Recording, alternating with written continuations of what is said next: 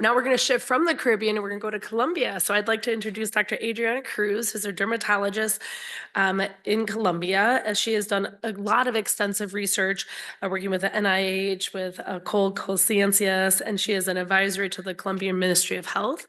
In addition, she's a board member of the Colombian Association of Dermatology. She's published extensively both in dermatology and lifestyle medicine, which is really helpful in her population health that she does not only in Colombia, but also with MedStar here in the United States. We are really delighted that she could join us here today in person, and we welcome her to the stage. Thank you. So now I think that I'm a twin sister of Luis that just presented the project. You will hear lots of similar things. So first of all, thank you for Marluz, who invited me to speak with in this amazing meeting. I'm so sad she's not here, but hopefully we can see her again in person. Imagine if we could inspire others to give just one day a year where each of us steps beyond our comfort zone to help those who need it. It would make us all happier and create a better world. So this project is called Going Beyond Skin in Colombian Pacific Rural Areas, and you will understand why it's going beyond skin. And thank you again, also for World Congress, ILDS, and L'Oreal's award, who has helped us a lot in this funding. Where we work, where we are first. So this is Colombia. It's located, we have two oceans, the Pacific and the Atlantic Ocean. In the Pacific Ocean, there's Buenaventura, which is the main port. It's 320,000 population people, and it's only 2.5 hours away from my hometown, which is Cali. The distance is very short, but we have to cross the Andes mountain range, so the distance looks greater. So Buenaventura, for example, last year moved $80 million in the first semester. And it's lots of money around this town, but lots of poor people, very unsafe, lots of violence. It's a drug corridor. There are lots of immigrants and neglected populations in the area. So these are the places where we head to La Bocana, Punta Soldado, Huanchaco, Ladrilleros, and many others, but I'm going to focus on those places. We have to travel from Cali to Buenaventura and then take a boat to one of those places to work in our sites. What do we do?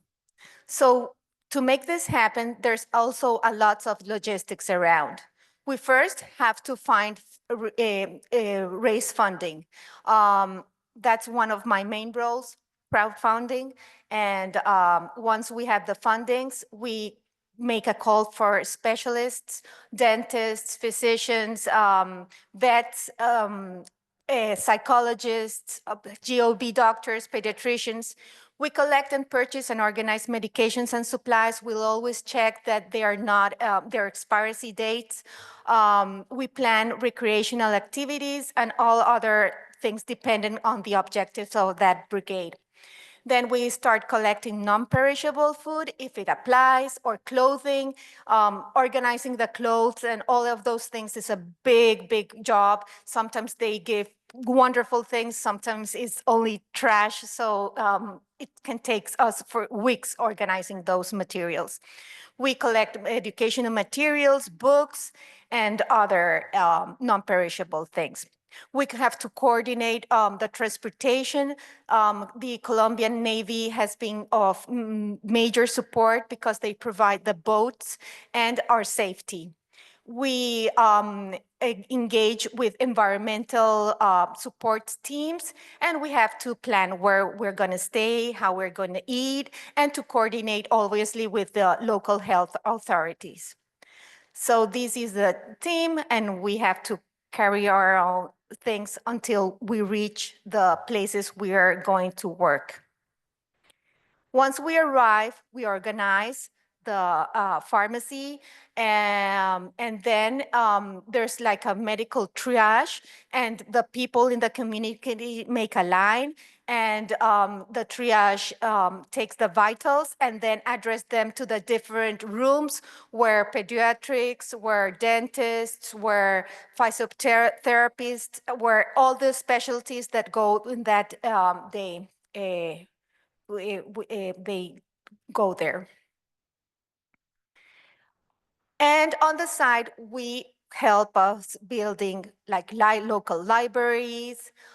We do educational activities. This was during COVID times, all the kids learning how to wash their hands, or educational activities. And so in parallel of the medical activities, all the kids and other people are having education and having fun.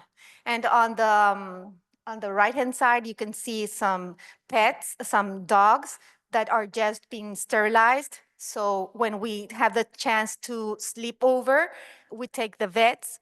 Oops, I don't know what happened here. Hello? Yeah.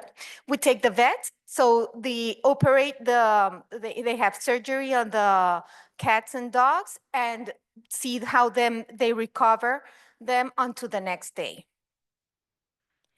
And we think we really make the impact. With the fundings, we have been able to purchase medical equipment. So on the top picture, you can see at the beginning of our brigades, we had to examine the people on the floor, but now we examine in a more dignified way and with portable medical beds. And I want to highlight the dentist work because it's amazing how the impact. For example, this is the story of Doña Gloria. She was a community leader and she had no teeth. So you can imagine how she feels now having teeth and having a smile to give.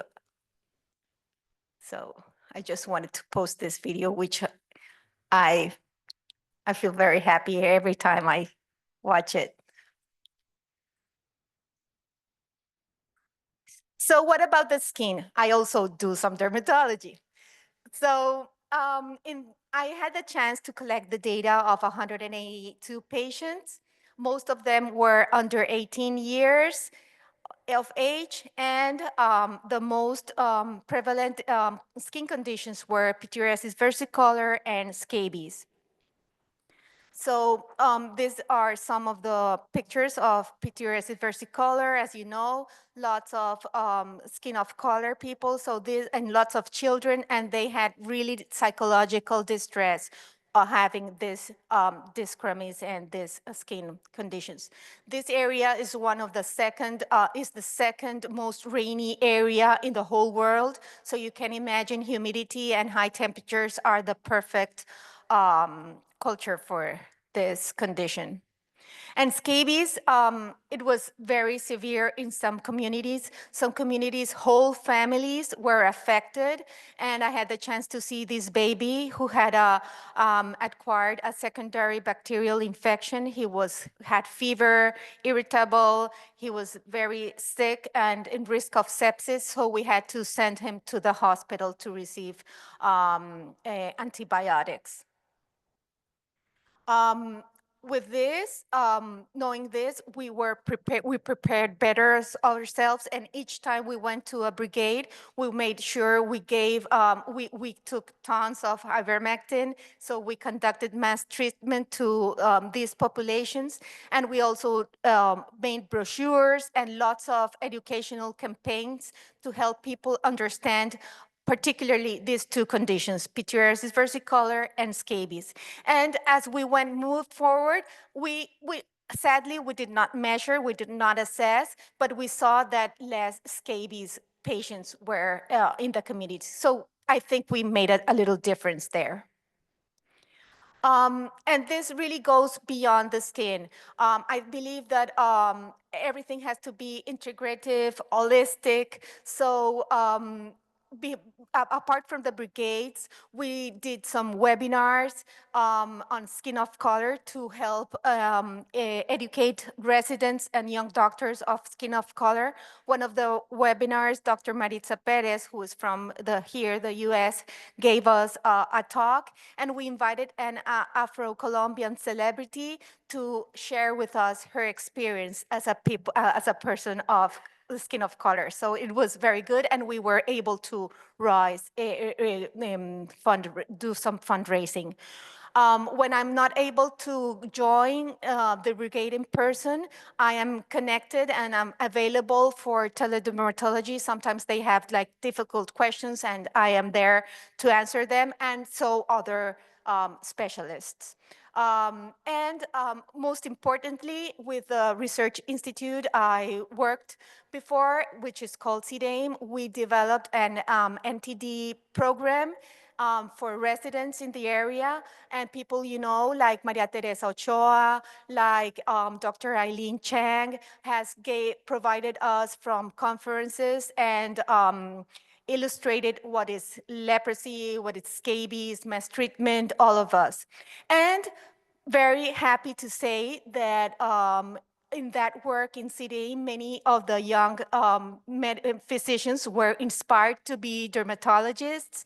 And one of these dermatologists who now graduated and continued the syphilis work I did before is Dr. Johnny Garcia, and now is the first Colombian mentee from the GLODERM program. So I'm very happy to have been contributed a little bit in that inspiring. So when the question you raised before, clinics, aesthetics, you need also people who inspire.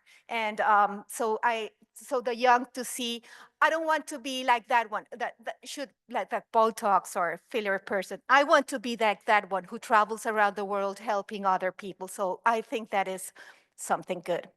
So life is not just about work and office walls. It's about embracing every moment with the right attitude and zeal for life. Whether we are enjoying champagne in Paris or walking through the mud on a medical brigade, let's inspire others to give their grain of sand and make this world a better place. So thank you, everybody. And just thank you, especially Dr. Andrea Angulo and Liliana Nastar, who are the hearts, they are the really souls of this mission. And this is the QR code where you can find many pictures of our brigades. Thank you very much.